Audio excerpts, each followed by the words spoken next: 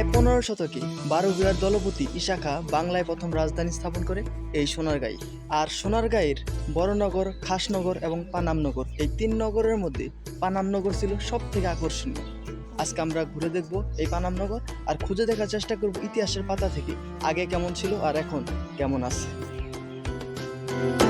নারায়ণগঞ্জ জেলার সোনারগাঁতে অবস্থিত একটি ঐতিহ্যবাহী প্রাচীন শহর পানামনগর।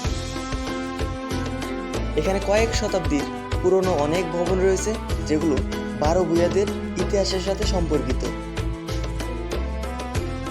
সোনারগাঁর 10 বর্গ কিলোমিটার এলাকা জুড়ে এই নগরী গড়ে ওঠে। পানাম শব্দটির পারস্যের উৎপত্তি বলে মনে করা হয়, যার অর্থ আশ্রয়। ঐতিহাসিক বিবরণ থেকে জানা যায় যে 13 থেকে 15 শতকের দিকে হিন্দু শাসনামলে পানাম এলাকাটি সোনারগাঁয়ের রাজধানী শহরের অংশ ছিল।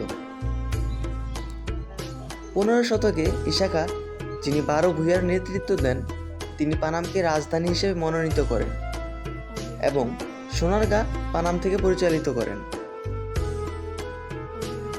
পানামের টিকে থাকা বাড়িগুলোর মধ্যে 52টি বাড়ি উল্লেখযোগ্য। পানাম সড়কের উত্তর পাশে 31টি আর দক্ষিণ পাশে 21টি বাড়ি রয়েছে। বাড়িগুলোর অধিকাংশই আয়তাকার, উত্তর দক্ষিণে বিস্তৃত, উচ্চতা 1 তলা থেকে 3 তলা। বাড়িগুলোর স্থাপত্যে ঔপনিবেশিকতা ছাড়াও মুঘল, গ্রিক এবং গান্ধারা স্থাপত্য শৈলীর সাথে স্থানীয় কারিগরদের শিল্পকুশলতার অপূর্ব সংমিশ্রণ দেখা যায়। প্রতিটি বাড়ি ব্যবহার উপযোগিতা, কারুকাজ, রঙের ব্যবহার এবং নির্মাণ কৌশলের দিক দিয়ে উদ্ভাবনী কৌশলতায় ভরপুর। ইটের সঙ্গে ব্যবহার করা হয়েছে ঢালাই লোহার তৈরি ব্র্যাকেট, ভেন্টিলেটর আর জানালার গ্রিল।